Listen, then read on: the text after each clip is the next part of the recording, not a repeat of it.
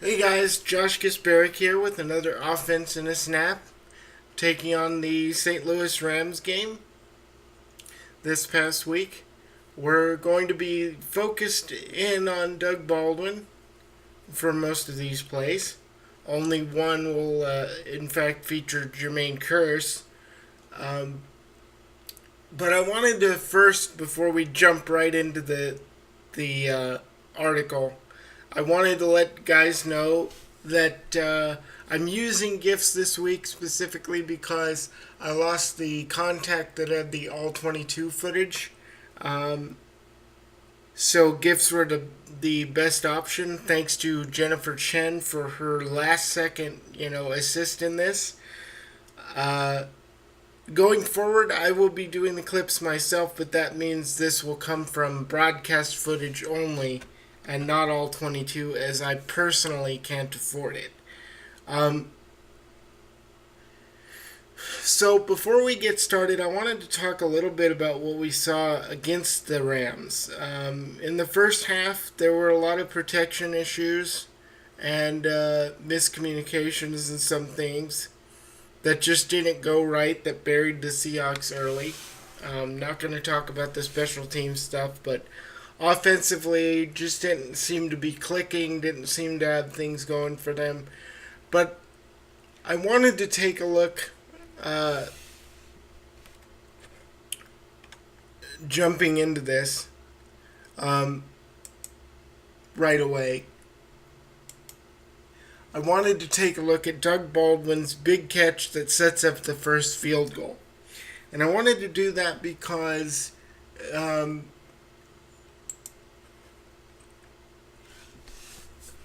people were wondering specifically if Darrell Bevell knew how to design things.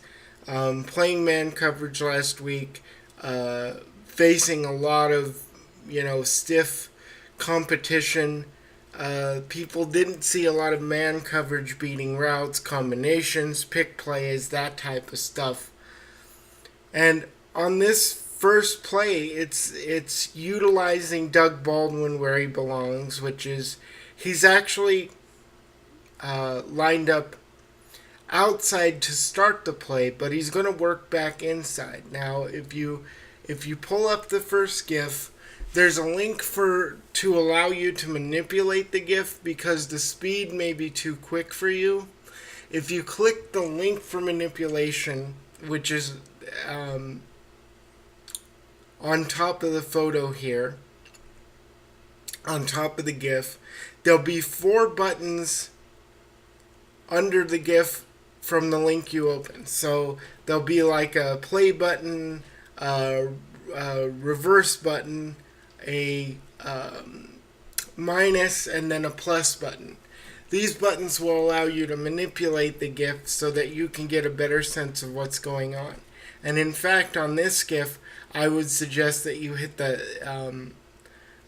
you go to the link for manipulation and then you hit the minus sign once to slow down the play so you can see the mechanics of how it works. So let's talk about the play fundamentally. From a formation standpoint, it's 4 wides. And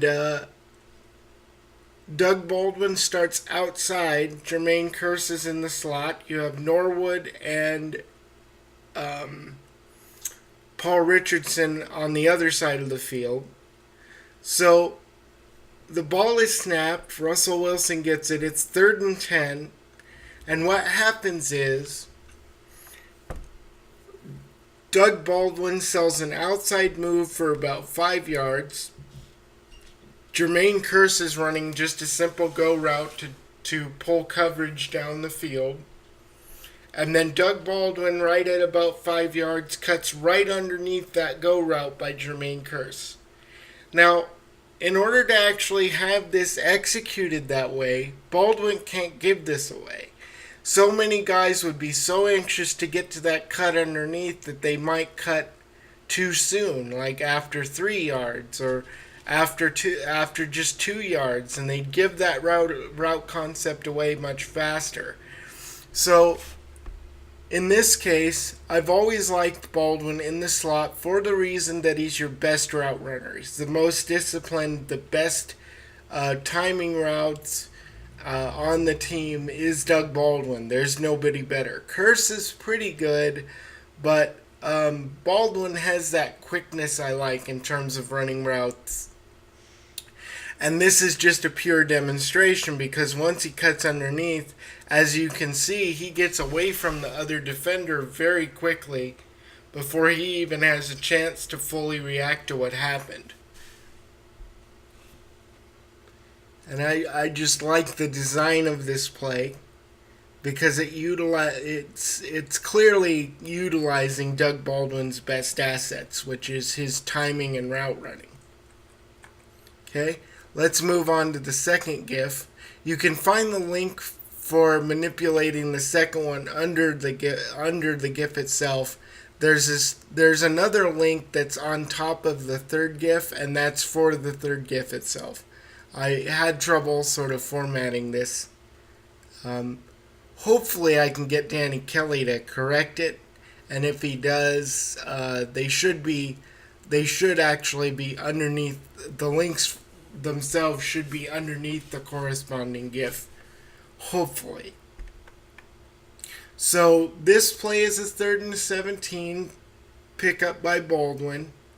I want you to look at this play in terms of probably hitting the minus sign maybe a couple of times in terms of manipulating it. But even if you don't, you're looking at it a little bit, faster than game speed. But if you watch what happens, Russell Wilson makes this throw from a pretty tough pocket that's kind of collapsing on him. And he gets it right to Doug Baldwin, and Baldwin shows another thing that he's really good at: awareness of defenders and being able to get away from them. Now on this particular concept, it's 4 wides again. Now I actually like this fundamentally more than what we were seeing last week, which was a lot of empty against the Cowboys. I like this specifically because it gives Russell a few more options in terms of getting rid of the ball. Now in this case, it's actually not 4 wides. I apologize. That's my mistake. It's not 4 wides. Heifeld, I'm going to call Cooper Heifeld He-Man here because I have so much trouble with his name. So He-Man's going to run up the seam here. He's going to draw that James Laurinaitis down out of the middle of the field. And this is going to open a better throwing lane for Russell Wilson. Baldwin's going to get one-on-one. And essentially, the outside with Brian Walters is going to get, or not Brian Walters, with Jermaine Kearse is going to get double teamed here. Why they're double teaming Kearse? If you look at the zone coverage, look, there's 2 defenders there on the outside deep against Kearse. So they pull off and leave Baldwin alone. And this just puts the safety, he has to make the tackle here. That's his job, but somebody should be with Baldwin here. So if you look at the concepts, they're just simple deep hook patterns. So each receiver is actually turning around to look for the ball here near the sticks. So you have Paul Richardson doing it. You have He-Man doing it. You have Kearse turning back to look for the ball as it comes out. So pretty much they were running deep hook patterns all along this play.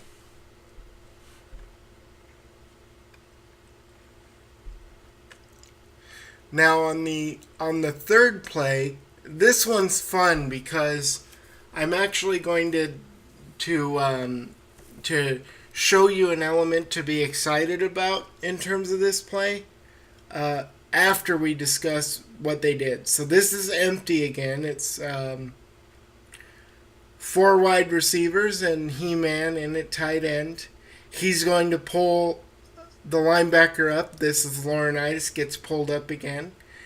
Usually in terms of running a route like that with Cooper there, is you're trying to get Laurinaitis out of the ability to interfere in deeper throws over the middle. So you pull him down to open up some of those throwing lanes over the middle in deep. So that's the concept there. Now, pretty much everybody else is running quick routes. So you have a quick route by Curse. They're running quick hook patterns.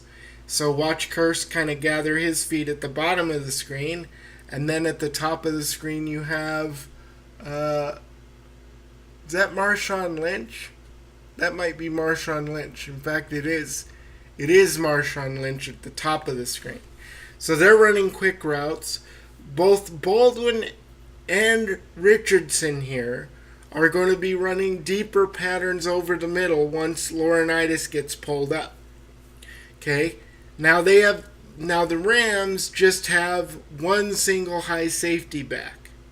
If you look at how things started, they have one safety back. Their corners look to at least one of their corners looks to bail deep on Baldwin as the ball starts to come out. So watch the corner here. He'll jump on Baldwin's back, but the safety is also kind of held up. And so Russell's going to make the throw to Baldwin here.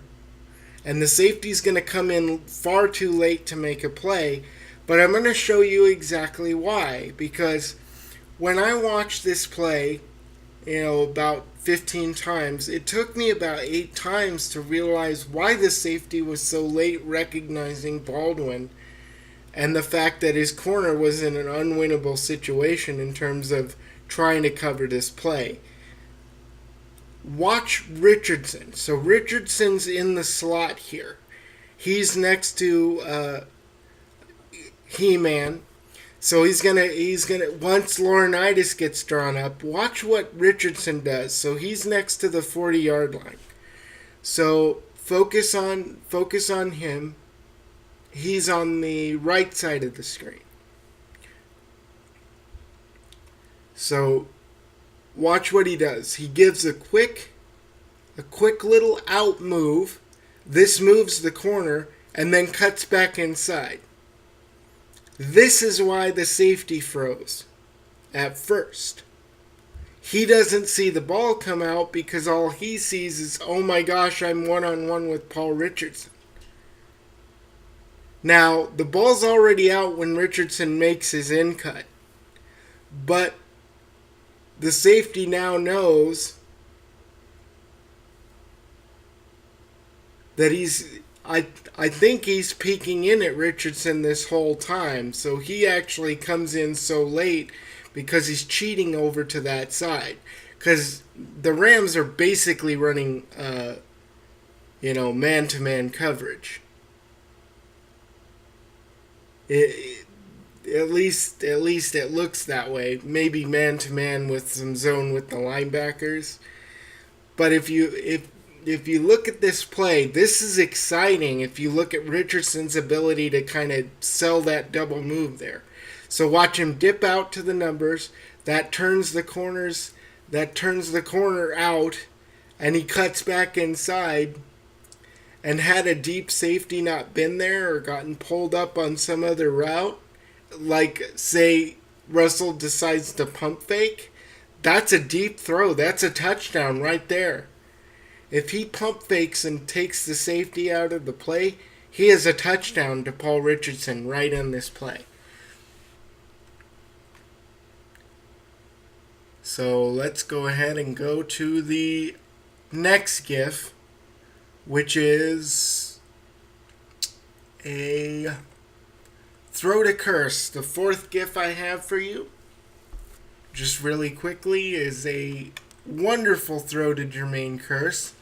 And this is an adjustment on a blitz.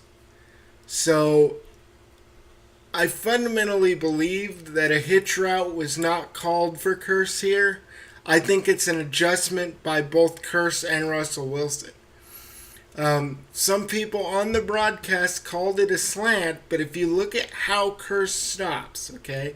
So watch how he stops and looks for the ball at the 30-yard line or at the 31 and turns and looks for the ball from Russell Wilson. So he's expecting a quick throw there. What I like about the concept, if you look at everybody else, it's a blitz. It's a blitz, and it's exactly where you want to go with the ball in that case because all the blitzers are coming from the outside. You don't actually want to throw to the outside in terms of, you can get a huge play over the middle of the field. And this is, this was one of the things that you saw in that third quarter, and some of the concepts Seattle was running was to take advantage of some of that deep middle stuff that Russell is capable of throwing. Some of the intermediate and shorter middle are tougher throws for him, but this throw is right over it's right over the middle fundamentally. He's making that throw towards the hash marks, towards the middle of the field, from the pocket, under pressure. But this is the thing. This is a play where the receiver and the quarterback have to work together. Curse has to expect that throw. He has to make the adjustment. Russ has to put it right on him right away, and he does.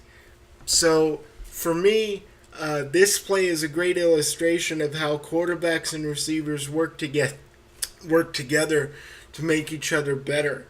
A lot of people get this idea that one side or the other is bad during a game. And I think that Dallas was more a representation, when I really fully reviewed it, of both the quarterback and receivers struggling to communicate with each other in some of these man coverage looks. Now, in blitzing and things like this, it was a lot different than what Dallas had done the week before. But as I said to someone on Twitter asking if they should take the St. Louis game as the offense having been fixed, every game is different. Every game is different in terms of how you'll call a game. You'll make little subtle adjustments, and there'll be things you can go to that are your more money type plays. But other than that, I would never take one game as an individual predictor of what will happen the next week. So I would expect Carolina to run some similar zone coverages, as they don't have a lot of man coverage corners. But I would expect also for Seattle to take advantage in different ways, because a guy like Luke Kuechly is as good as he is.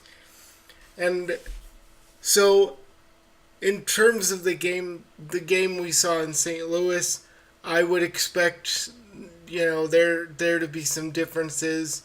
I would expect them to utilize some of the same things, but with tweaks here and there. I would also expect Russell Wilson to see that Richardson play and go, if we can get that double move again, that's a pump fake waiting to happen to be a touchdown, guys. I'm going to go ahead and leave this here. There is one more GIF, I know, but I actually want to leave this for you. I want you guys to look at this play, and I want you guys to post in the comments why it works the way it does. I've discussed, how plays work and how to look at concepts and working with analysis and producing the new Fridays at the Whiteboard piece that talks about analysis. I just want to see what you guys think happened on the Doug Baldwin touchdown, and in a few days I will come back and I will provide a little context for the play and what happened. All right. Thanks. See you next week.